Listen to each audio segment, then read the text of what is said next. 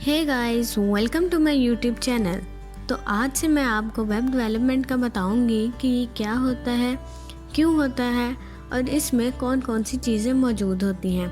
सबसे पहले तो एक वेब पेज का फ्रंट एंड होता है और उसमें क्या क्या होता है। उसमें सबसे पहले होता है HTML, CSS और एक जावास्क्रिप्ट। फ्रंट एंड को हम वेब डिज़ाइनिंग भी कहते हैं। फ्रंट एंड के बाद हमारे पास आ जाता है बैक एंड, उसको हम वेब डेवलपमेंट भी कहते हैं और उसमें हमारे पास होता है PHP डेटाबेस, SQL, MySQLi और PDO। अभी हम बैक एंड की डिटेल्स में नहीं जाएंगे क्योंकि हमने सबसे पहले जो करना है वो हमारा फ्रंट एंड है, तो उसमें हमें टाइम लग जाएगा। फ्रंट एंड में हमने अपने HTML और CSS में काम करना है, तो तब तक हम ये बैकएंड और जावास्क्रिप्ट भूल सकते हैं। तो जब हम ये करेंगे तभी हम इसको पढ़ लेंगे। उसके बाद हम अपने आ जाते हैं HTML में और उसको देखते हैं कि उसमें क्या क्या होता है। फर्स्ट पॉइंट जो है उसका वो है HTML stands for hypertext markup language. ये जो HTML है वो हाइपरटेक्स्ट मार्कअप लैंग्वेज से स्टैंड करती है। सेकंड पॉइंट जो है वो है HTML is the standard markup language for creating web pages. तो इसका मतलब ये हुआ कि जो HTML है वो वेब पेजेस बनाने के लिए एक मयारी मार्कअप लैंग्वेज है। बाद हम आ जाते हैं अपने थर्ड पॉइंट पर, जो है हमारे पास HTML describes the structure of a web page. इसका मतलब ये हुआ कि HTML जो है वो वेब पेज का स्ट्रक्चर डिफ़ाइन करता है, डिस्क्राइब करता है, यानी कि उसका जो ढांचा होता है वो हमें बताता है वेब पेज का। फोर्थ पॉइंट है HTML consists of a series of elements. तो इसमें सीरीज़ ऑफ एलिमेंट्स इसलिए कहा गया है कि क्योंकि HTML में हम बहुत से एलिमेंट्स यूज़ करते हैं, इसलिए इसको यहाँ पर सीरीज़ ऑफ एलिमेंट्स कहा गया है। जो फिफ्थ पॉइंट है वो है हमारा HTML elements tell the browser how to display the content. तो इसका मतलब ये हुआ कि HTML के जो एलिमेंट्स हैं वो ब्राउज़र को बताते हैं कि हमने अपना कंटेंट किस सूरत में डिस्प्ले करना है, यानी कि हम किस सूरत में उसको दिखाना चाहते हैं। तो आप इसको अपनी मर्ज़ी से कैसा भी दिखा सकते हैं। सिक्स्थ और मोस्ट इम्पॉर्टेंट पॉइंट है HTML considered as a body of a web page।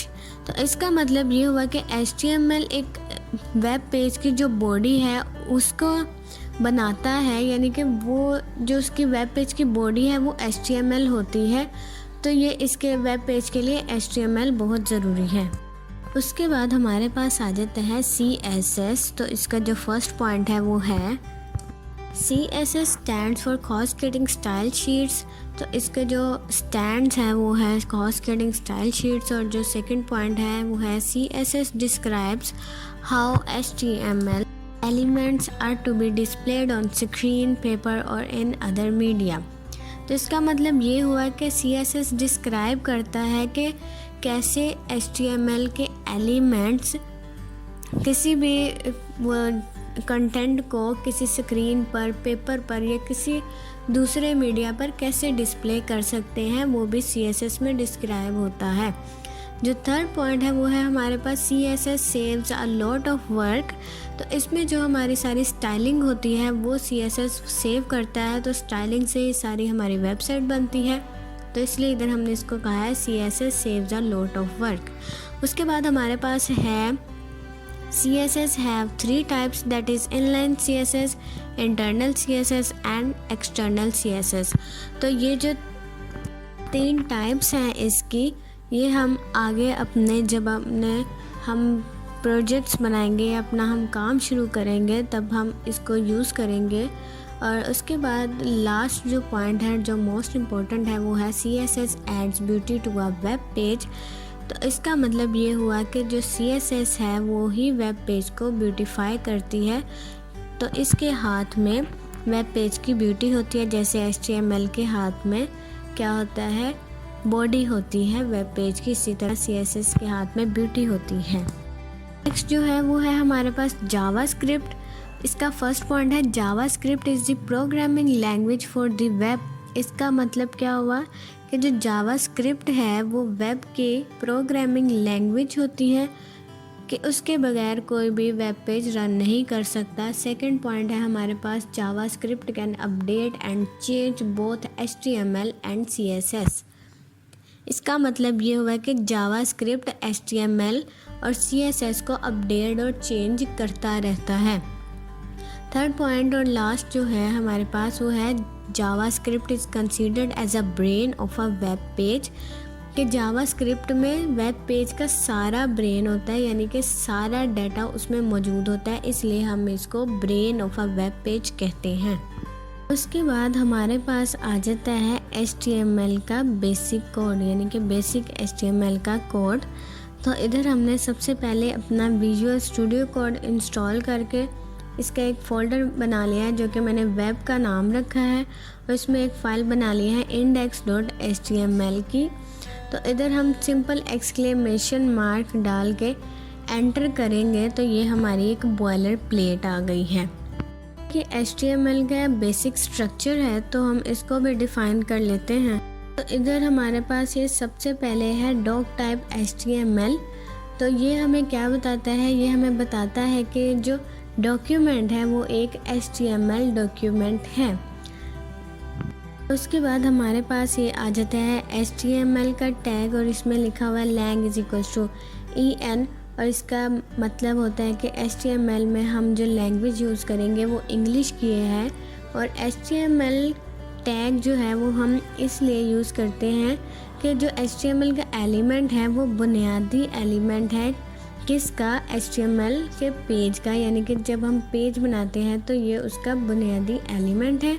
तो एलिमेंट जो है HTML वो एक स्टार्टर टैग से उसके बीच में जो कंटेंट आ रहा है, यानी कि हेड, मेटा और टाइटल, फिर हेड क्लोज हो रहा, और फिर बॉडी का टैग है। बॉडी में मज़ीद हम कंटेंट लिखते हैं, HTML के टैग में आता है, और इधर HTML टैग क्लोज हो जाता है, यानी कि और फिर इसका एंड टैग आ जाता है। उसके बाद हमारे पास आ जाता है हेड टैग, और ये जो हेड एलिमेंट है वो कंटेन करता है डाटा की इंफॉर्मेशन जो कि एक HTML पेज के बारे में होती है।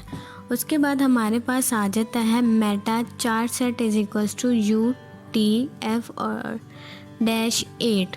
इसमें हम अपने ब्राउज़र को ये बता रहे होते हैं कि जो UTF-8 करैक्टर इनकोडिंग हमने यूज़ की है, उसका मतलब ये है कि जो हम टाइप कर रहे हैं करैक्टर्स वो खुद ब खुद मशीन रीडेबल कोड में कन्वर्ट हो जाए, यानी कि जिस भी मशीन में जाए, यानी कि जिस डिवाइस में जाए वो उसमें कोड रन करें, उसमें रीड हो सके वो कोड।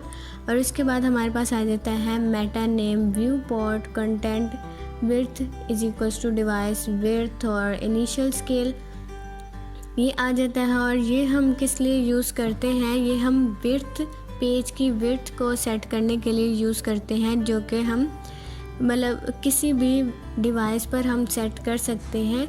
ये व्यू पोर्ट वाला हम पेज को रिस्पॉन्सिव बनाने के लिए यूज़ करते हैं। और जो इनिशियल स्केल है वो जब हम पेज फर्स्ट लोड करते हैं, यानी कि पहली दफ़ा खोलते हैं, तो जो उसका इनिशियल जूम लेवल है वो ये होता है।